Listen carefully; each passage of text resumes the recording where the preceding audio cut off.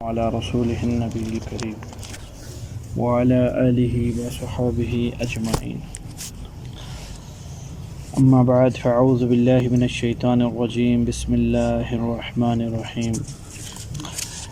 لقد نصركم الله في مواطن كثيرة ويوم حنين إذ أعجبتكم كثرتكم فلن تغن عنكم شيئا وضاقت عليكم الأرض بما رحبت ثم وليتم مدبرين ثم أنزل الله سكينته على رسوله وعلى المؤمنين وأنزل جنودا لم تروها وعذب الذين كفروا وذلك جزاء الكافرين ثم يتوب الله من بعد ذلك على من يشاء والله غفور رحيم. اللہ سبحانہ و تعالیٰ فرما رہے ہیں لقد نصرکم اللہ فی مواطن کثیرہ، پکی بات ہے بہت سی مواقع پر، بہت سے جگہوں پر اللہ تعالیٰ تمہاری مدد کر چکے ہیں.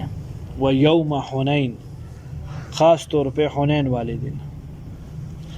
اذ اعجبتکم کثرتکم، وہ وقت یاد کرنے کے قابل ہے جب تم کو تمہارا زیادہ ہونا خوشی میں ڈال گیا، تمہیں تمہاری کثرت نے خوش کیا. فلم تغنی عنکم شیئا، لیکن وہ تمہاری کثرت تمہارے کسی کام نہ آئی، اس کثرت نے تمہیں کچھ فائدہ نہ دیا. وضاقت علیکم الارض، زمین باوجود اپنی کشادگی اور فراغی کے، بما رحبت، کشادگی کے، تنگ ہوگی تم پر. ثم ولیتم مدبرین، اور تم پیٹھ دے کے بھاگنے لگے. پیچھے اللہ تعالیٰ نے فتح مکہ کے بارے میں بات فرمائی تھی اور یہاں اللہ رب العزت نے فتح مکہ کے ساتھ ساتھ خاص طور پر حنین کو اللہ نے ذکر فرمایا. اس کی وجہ یہ ہے کہ حنین کے دن اللہ رب العزت کی عجیب و غریب طریقے سے مدد و نصرت آپ صلی اللہ علیہ وسلم اور آپ کی جماعت صحابہ کرام کے لیے اتری. جب تک وہ پورا خاکہ سامنے نہیں آئے گا یہ 4 آیتیں سمجھ میں نہیں آئیں گی. اللہ تعالیٰ نے 8 ہجری کے اندر اپنے فضل و کرم سے آپ صلی اللہ علیہ وسلم کو سرخرو فرمایا اور آپ کی برکت سے فتح مکہ ہو گیا. 21 سال کی محنت مجاہدے کے بعد اللہ تعالیٰ نے مکہ کو فتح فرمایا. 21 سال، کتنے سال؟ 13 سالہ زندگی آپ صلی اللہ علیہ وسلم کی مکہ مکرمہ کی، اور اس کے بعد 8 سالہ زمانہ ہجرت کا، یہ کل 21 سال ہوئے. 21 سال صحابہ کا اور آپ صلی اللہ علیہ وسلم کا مکہ کا جانے کا دل ہوا کرتا تھا، بیت اللہ کا طواف کرنا، وہاں کے اعمال کو پورا کرنا، لیکن مشرکین مکہ ان حضرات کی اس چاہت کو پورا ہونے نہیں دیتے تھے. ایسا وقت بھی آیا ہے آپ علیہ الصلوۃ والسلام پر مکی زندگی کے اندر طواف کے 7 چکر، ہر چکر پر آپ بے ہوش ہوئے، ہر چکر پر آپ بے ہوش ہوئے، تکلیفیں دی گئی آپ کو، لیکن اللہ نے آپ صلی اللہ علیہ وسلم کی برکت سے مکہ کو فتح فرما دیا. اب سارا کا سارا قریش مکہ اور کفار مکہ آپ صلی اللہ علیہ وسلم کا غلام ایک قسم کا، آپ جو چاہیں کر سکتے ہیں. یہ بات طائف تک پہنچی. طائف کا بڑا مشہور قبیلہ تھا، قبیلہ حوازن. اس کی شاخیں طائف سے لے کر مکہ تک پھیلی ہوئی تھی، گرد و نواح کے اندر. بڑے بڑے جنگجو لوگ تھے. مکہ والے اس طریقے سے جنگ نہیں سمجھ سکتے تھے اور کر سکتے تھے جس طرح حوازن کا قبیلہ کر سکتا تھا. یہاں جنگجو تھے، تربیت یافتہ لوگ تھے. بڑا آدمی مالک بن اوف بن مالک، اس نے سب کو جمع کیا، سارے قبائل کو جمع کیا، چھوٹی بڑی شاخوں کو، اور کہا مکہ فتح ہو چکا، آپ صلی اللہ علیہ وسلم اب اکثریت پر ہے. جب یہ لوگ محدود تھے تو وہ بدر سے معاملہ شروع ہوا ہے اور مکہ تک آیا ہے. 2 ہجری سے لے کر 8 ہجری تک، یہ 6 سال کے اندر کوئی ایسا جنگ نہیں آئی جس کے اندر یہ مغلوب ہوئے ہوں، ہمیشہ غالب ہوئے ہیں، فاتح رہے ہیں. کوئی اندیشہ نہیں، کوئی بعید نہیں کہ کل یہ ہم تک پہنچ جائیں، طائف آ جائیں. تو طائف آنے سے پہلے ہمیں چاہیے کہ ہم مکہ پر حملہ کر دیں اور ایک دم ہلہ بولے کہ کوئی گنجائش نہ رہے ان کو، اور بغیر تیاری کیے ہوں. اس پر سارے کے ساری چھوٹی بڑی شاخوں نے اتفاق کر لیا کہ بہت اچھی بات ہے، ہمیں اس عوف بن مالک کے اوپر رحم کیا آواز پہ لبیک کہنا چاہیے۔ دو چھوٹے شاخیں تھیں اسی حوازن کی، بنی کعب بنی کلاب، انہوں نے کہا کسی صورت پر پوری دنیا کی اتفاق کر لے اللہ کے نبی صلی اللہ علیہ وسلم کے خلاف لڑنے پر ہم نہیں لڑ سکتے آپ کے خلاف، ہیں کافر یہ بھی۔ وجہ آنکھوں سے دیکھی ہے نبی صلی اللہ علیہ وسلم کی غائبی نصرتیں اور مددیں، اس جماعت پر دنیا کی کوئی طاقت بھی غالب نہیں آ سکتی ہے، بے وقوفی کرو گے ہم نہیں جائیں گے۔ یہ دو قومیں سائڈ پہ، دو جماعتیں سائڈ پہ ہو گئیں جو دو چھوٹے قبیلے تھے۔ اس کے علاوہ سارے بڑے بڑے قبائل چھوٹے بڑوں نے اس عوف بن مالک کا ساتھ دیا۔ تدبیر کیسی بنائی گئی؟ اکیلے نہیں جانا ہے، اکیلے بھاگنے کا اندیشہ ہے ڈر کی وجہ سے، بچوں کو بھی اور سارے مال کو بھی، جتنا مال ہے تم لوگوں کا، سارے بیوی بچے کنبا پورا وہ تمہارے ساتھ جائے گا۔ وجہ کیا بنے گی؟ اپنی جان بچانے کے لیے ان کی جان کو تو خطرے میں نہیں ڈالو گے، تو ان کی وجہ سے تم پڑے رہو گے جنگ کے اندر، مالو بچوں کی وجہ سے، تو ان کو بھی ساتھ لے کے چلو۔ لہٰذا مختصر کلام یہ ہوا، سب کا سب اپنے پورے قبائل کے ساتھ تیاریوں کے اندر لگ گیا۔ حضور صلی اللہ علیہ وسلم کو یہاں اطلاع ہوئی کہ قبیلہ حوازن تیاری کر رہا ہے مکہ پہ چڑھائی کی۔ آپ صلی اللہ علیہ وسلم نے صحابہ سے بات فرمائی۔ اب یہاں کیا جماعت تھی؟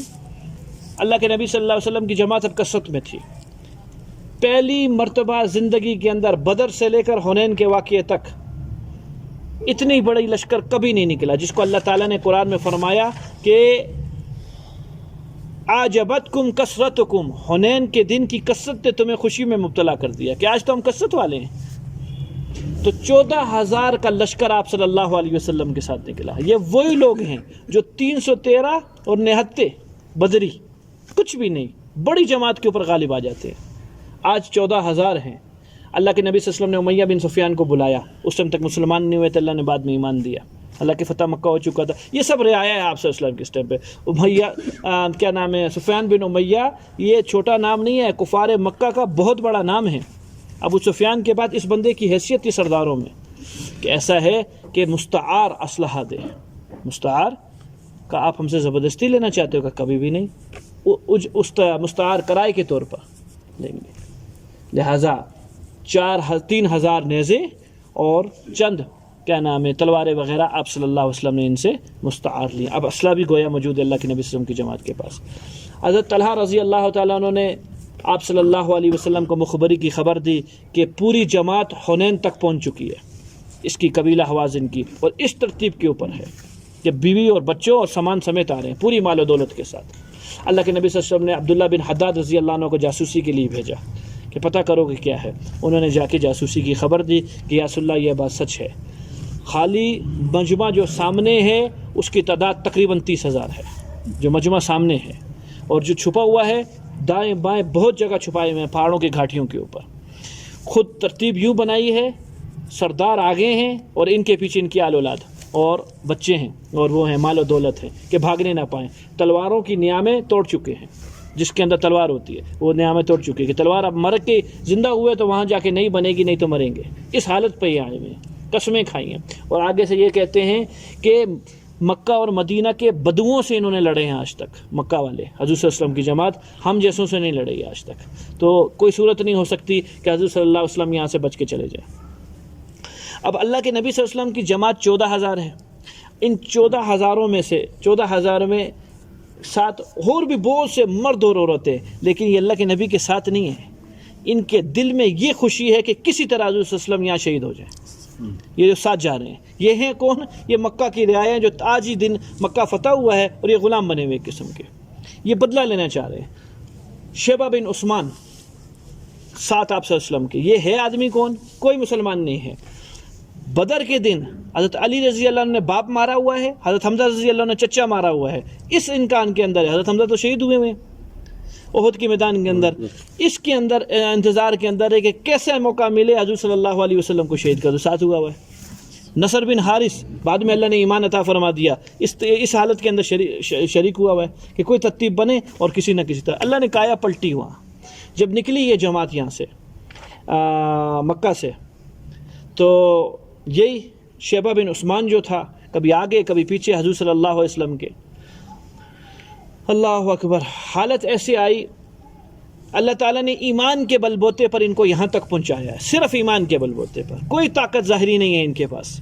ان میں سے حضرات وہ لوگ بھی ہیں شامل زمین کا فرش سونے کے لیے جن کو میسر نہیں تھا. ابو ہریرہ رضی اللہ تعالیٰ عنہ، یہ حالت تھی اسلام لانے سے پہلے. اسلام لانے کے بعد اسلام نے ان کو کیا عروج دیا؟ کتان کے کپڑے سے ناک صاف کرتے جو ریشم کی سب سے اعلیٰ قسم ہے.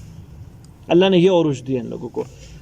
یتیم کے اس میں آقا میں غلام میں کوئی تفریق نہیں ہوا کرتی تھی. اللہ نے ان کو یہ مقام دیا. پھر اچھا جی، تو جو چند نوجوان تھے، تہرتا ہوا جو خون تھا، ان کی زبانوں سے الفاظ نکلے جو کہ اللہ کو پسند نہیں آئے. وہ کیا کہ جب ہم بدری تھے، احد والے تھے، نہتے تھے، غالب ہوتے تھے، آج کوئی صورت نہیں ہے ہمیں مغلوب ہونے کی، ہم غالب ہی غالب ہے. 14,000 کی جماعت ہے ہمارے ساتھ، اور ان کو مددگار سمجھتے تھے. یہ جو عورتیں اور مرد ساتھ آئے ہوئے تھے الگ مددگار نہیں تھے. اللہ کو یہ بات پسند نہیں آئی. معاملہ شروع ہی سے برعکس ہو گیا. شروع کی اندر ہی شکش کی شکل بن گئی. حالت کیا ہو گئی حضرت جی؟ اس 14,000 میں 12,000 انصاری تھے. بدر سے معاملہ شروع کرو اور یہاں حنین تک لے کر آؤ، کوئی ایسا غزوہ نہیں ہے جس میں انصاریوں کی تعداد، مہاجریوں کی تعداد انصاریوں سے بڑی ہو. اس نے جو عہد کیا تھا انصار نے کہ مرتے دم تک آخری خون حضور صلی اللہ علیہ وسلم کے عشق میں گرے گا، آخری وقت تک انہوں نے ساتھ دیا حضور صلی اللہ علیہ وسلم کا. 14,000 میں 12,000 کون ہیں؟ انصار ہیں جو فتح مکہ کے لیے آئے ہوئے تھے. اکثر واپسی ہو گئے. یہ 12,000 کا ہم آپ کے ساتھ جائیں گے. اس میں بڑے بڑے نام ہیں انصاری صحابہ کے، اور 2,000 حضور صلی اللہ علیہ وسلم کے ساتھ مہاجری ہیں. حالت کیا ہوئی شروع کے اندر؟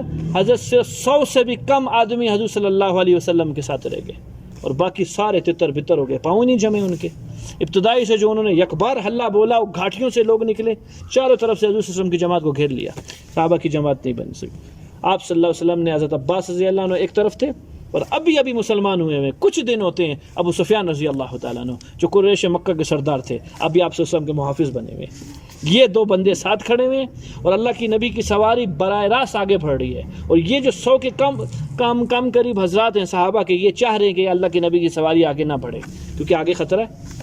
اور اللہ کے نبی صلی اللہ علیہ وسلم مسلسل آگے بڑھے چل جا رہے ہیں. آخر اللہ کے نبی نے عبداللہ حضرت عباس رضی اللہ عنہ کو کہا آواز لگاؤ. کہاں ہیں وہ بیت رضوان کرنے والے درخت کے نیچے جنہوں نے موت پر بیعت کی تھی صلح حدیبیہ کی؟ وہ کہاں ہیں؟ نظر نہیں آ رہے. وہ تو چلے آگے پیچھے ہو گئے. وہ انصار کہاں ہیں جنہوں نے آخری قدم تک چلنے کا وعدہ کیا تھا؟ وہ نظر نہیں آ رہے ہیں. وہ سورہ بقرہ والے کدھر ہیں؟ وہ کہاں ہیں؟ وہ نظر نہیں آ رہے ہیں. بس صحابہ کے کان میں جب حضرت عباس رضی اللہ عنہ کی آواز پڑی تو یہی صحابہ پھر واپسی ہوئے اور آپ صلی اللہ علیہ وسلم کے ساتھ ہوئے. اللہ تعالیٰ نے شکست کو فتح کے اندر بدلا. فرشتے اترے. اب آپ صلی اللہ علیہ وسلم نے جب جانے لگے تھے، آپ نے فرما دیا تھا او خیف کا میدان، جہاں بنی کنانہ کا علاقہ ہے، جہاں مقاطعہ کیا تھا ان لوگوں نے کفار. ابو طالب زندہ تھے، نیا مکی دور تھا. حضرت صلی اللہ علیہ وسلم کو 3 سال وادی شیب ابی طالب کے اندر بند ہونا پڑا تھا. اس جگہ پر سب کی قرارداد پیش ہوئی تھی، کفار نے کی تھی. اللہ کے نبی نے کہا ہم خوشی منائیں گے اس جگہ کے اوپر آ کے، انشاءاللہ اللہ فتح عطا فرمائے گا ہمیں. انہیں پہ جانے سے پہلے آپ صلی اللہ علیہ وسلم نے فرما دیا تھا. تو جب انہوں نے کہا، عبداللہ بن حداد رضی اللہ عنہ نے آ کے جاسوسی کی کہ رسول اللہ مال و دولت لے کے آئے اتنا بہت، کہا یہ سارا تمہارا ہوگا، یہ سب مال غنیمت بنے گا، اللہ ہمیں فتح عطا فرمائیں گے، ضرور فتح اللہ عطا فرمائیں گے. یہ شیبہ بن عثمان آپ صلی اللہ علیہ وسلم کی تاڑ میں کبھی آگے کبھی پیچھے، لیکن صحابہ کا گھیرا تھا، آپ صلی اللہ علیہ وسلم کے پہنچ نہیں سکتا تھا. پشیمان ہو کر پیچھے ہوا. آپ صلی اللہ علیہ وسلم نے بلایا اس کو، عثمان آؤ. بلایا، آیا. کہا کہ اللہ تعالیٰ تیرے دل کو شیطانی وسواس سے پاک کرے. تو مجھے قتل کرنے کے پیچھے لگا ہوا ہے نا. پہچان گیا آپ صلی اللہ علیہ وسلم. حضرت کی فراست تھی. تو بس جب دم کیا آپ صلی اللہ علیہ وسلم نے، آنکھیں بند تھی، اور جب وہ آنکھیں کھلیں تو اس سے محبوب چہرہ دنیا میں پھر کوئی نہیں تھا. کہ یا رسول اللہ آپ سے محبوب چہرہ آپ دنیا میں کوئی بھی نہیں ہے. سب سے آگے پھر یہ شیبہ بن عثمان تھا، سب سے آگے. نصر بن حارث کے ساتھ بھی یہی کام ہوا. آئے تھے کسی اور نیت سے، لیکن عام صحابہ سے بڑھ کر آگے لڑے اور جان دی. انہوں نے شہید نہیں ہوئے، اللہ نے بعد میں ان کو اسلام دیا. اسی ٹائم کے اوپر خیر مسلمان ہو گئے تھے. اقرار پھر انہوں نے جا کے بعد میں کیا. مختصر یہ ہوا جرانہ کے میدان. ہاں، یہ عوف بن مالک اپنے بڑے 70 سردار مارے گئے، بڑے 70 سردار حوازن قبیلہ کے.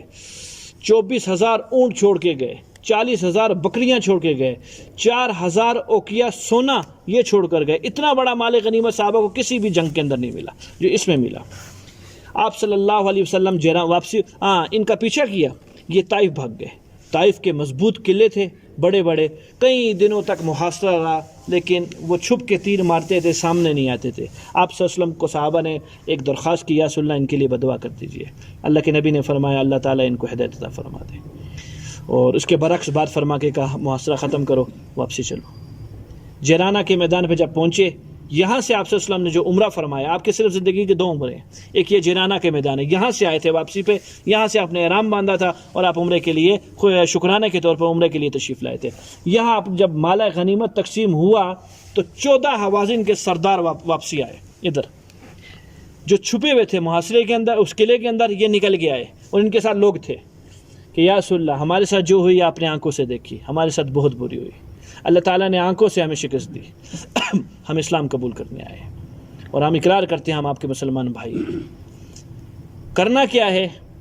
ہمارے جو بھائی اور بڑے بڑے لوگ جو قیدی ہیں، مہربانی کیجیے وہ واپسی کیجیے۔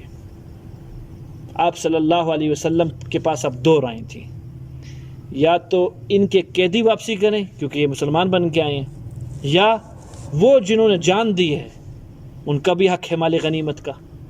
کیا کیا جائے؟ آپ صلی اللہ علیہ وسلم نے فرمایا میں ان کے اسلام کے نام پر جو میرے حصے کا مال غنیمت آیا ہے، جس میں یہ قیدی ہیں، وہ میرے حق کر دو۔ تو میرے بھائی اور صحابہ یہ سبق سیکھ چکے تھے کہ ہمارا دین، ہماری دنیا محمد رسول اللہ ہے، ان کی حرکات ہمارا سب کچھ ہے۔ وہ آوازیں لگنا شروع ہو گئی، یا رسول اللہ جب آپ نے کر دیا لو ہم نے بھی کر دیا، لو ہم نے بھی کر دیا، ہمیں مال غنیمت نہیں چاہیے، یہ لے لو، ہمیں آپ چاہیے، لے لو لے لو لے لو لے جاؤ۔ خوش ہو گئے وہ لوگ کہ سب کا سب ہمارا قیدی آ گیا، رہ گیا مسئلہ مال غنیمت کا۔ مال غنیمت اگر آپ دیتے ہو تو ہم وہ بھی دینے کو تیار ہیں، ان کو واپسی کر۔ انہوں نے کہا نہیں، ہمیں مال غنیمت نہیں چاہیے، ہمیں صرف قیدی چاہیے تھے، پیسہ آپ لوگ رکھو، ہم قیدی لے کے چلے جاتے ہیں۔ یہ جس سارا کا سارا واقعہ اللہ تعالیٰ نے بیان کیا۔ چند نکات ہے اس کے اندر۔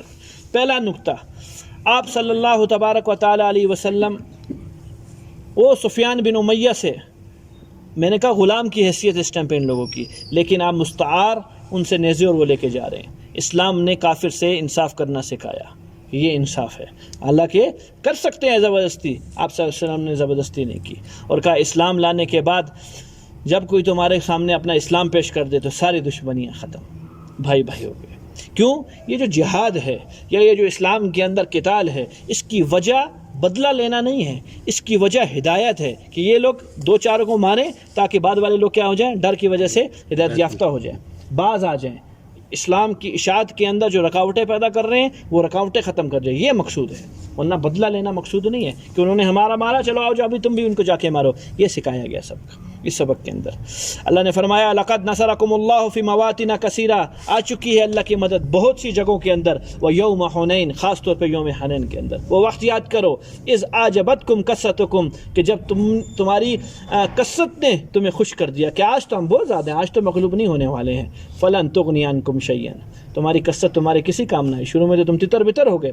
وضاقت علیکم الارض بما رحبت، زمین باوجہ کشادگی کے تم پر تنگ ہوئی ہوئی تھی، تم جان بچانے کے لیے جگہ ڈھونڈ رہے تھے۔ ثم ولیتم مدبرین، اور تم پیٹ دے کے بھاگنے لگے تھے۔ ثم انزل اللہ سکینتہ، پھر اللہ نے اپنی رحمت اتاری۔ یہ رحمت اللہ کی مدد تھی فرشتوں کی شکل کے اندر، کس پر؟ علی رسولہ، اپنے رسول پر، وعلی المؤمنین، ایمان والوں پر، وانزل جنودا، پھر اللہ نے لشکر اتارے، یہ لشکر فرشتوں کے تھے، لم تروہا، ان لشکروں کو تم نہیں دیکھ سکتے تھے، فرشتے تھے اپنا کام کر رہے تھے۔ وَعَذَّبَ الَّذِينَ كَفَرُوا، اور اللہ تعالیٰ نے ان کفار کو عذاب دیا ان لشکروں کی وجہ سے۔ وَذَلِكَ جَزَاءُ الْكَافِرِينَ، یہی بدلہ ہے اللہ تعالیٰ کا کفار کے لیے۔ ثُمَّ يَتُوبُ اللَّهُ مِن بَعْدِ ذَلِكَ، اس کے بعد اللہ تعالیٰ نے توبہ کی توفیق دے دی ایک جماعت کو، یہ قبیلہ حوازن کے جو 14 سردار آئے بعد میں مسلمان ہو کر، عَلَىٰ مَن يَشَاءُ، جس کو اللہ تعالیٰ نے چاہا، یہ 14 کے 14 مسلمان ہوئے۔ وَاللَّهُ غَفُورٌ رَحِيمٌ، اللہ بڑے غفور الرحیم ہے۔ پوری بات سن لیجئے، بہت عرصے کی بات ہوئی، پھر سالوں گزرے کچھ۔ مغیرہ بن شعبہ رضی اللہ تعالیٰ عنہ فرماتے میں مدینہ کے مضافات میں اونٹ چرا رہا تو مجھے غبار اٹھتا نظر آیا کہ کوئی ایک لشکر آ رہا ہے، ایک بڑا لشکر آ رہا ہے، تو خطرہ ہو گیا کہ کہیں مدینہ پہ حملہ تو نہیں ہونے لگا کسی طرح پہ۔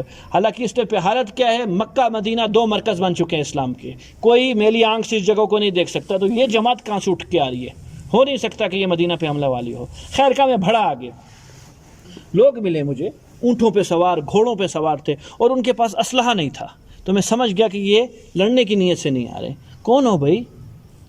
آئے جب جملے نکلے زبانوں سے تو کہ میری آنکھوں سے آنسو نکلے، اور محمد رسول اللہ کی وہ دعائیں رنگ لاتی نکلیں کہ وہ جو دعائیں کیے گئے ہیں وہ آج پوریاں ہو رہی ہیں۔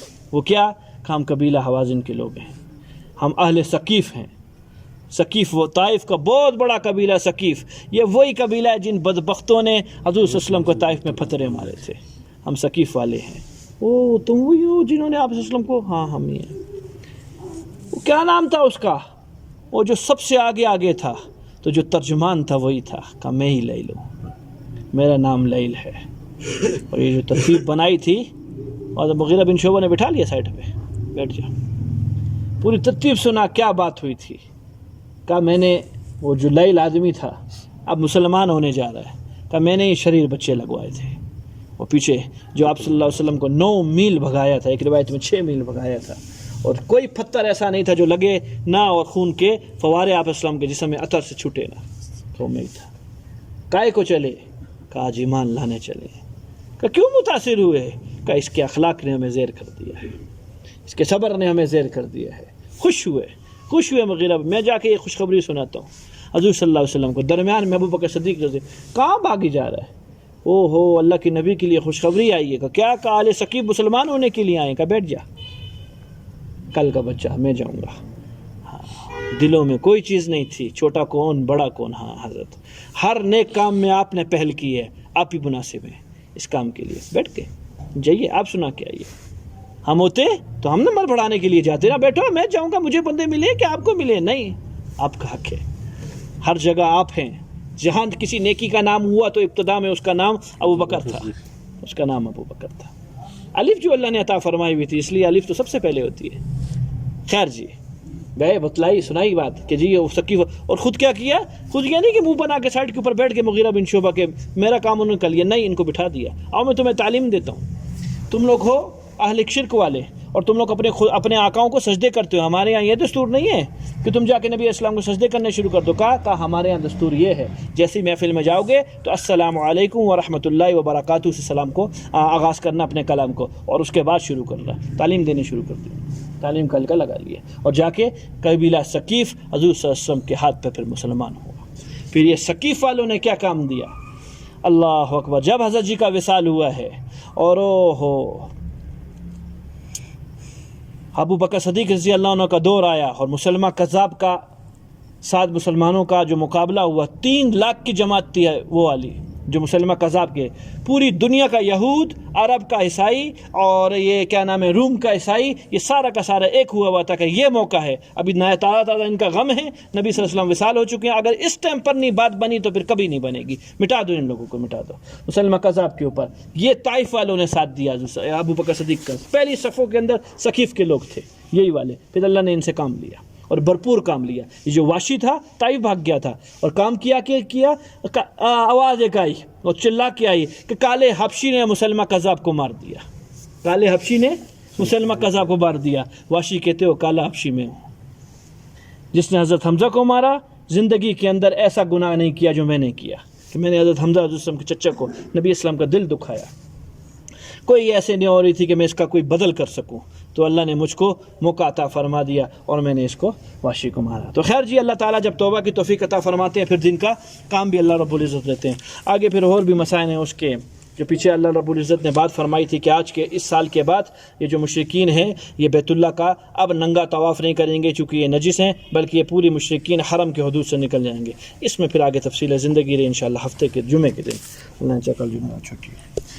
اللهم صل على محمد وعلى آل محمد وبارك وسلم۔ ربنا آتنا في الدنيا حسنة وفي الآخرة حسنة وقنا عذاب النار، آمين برحمتك۔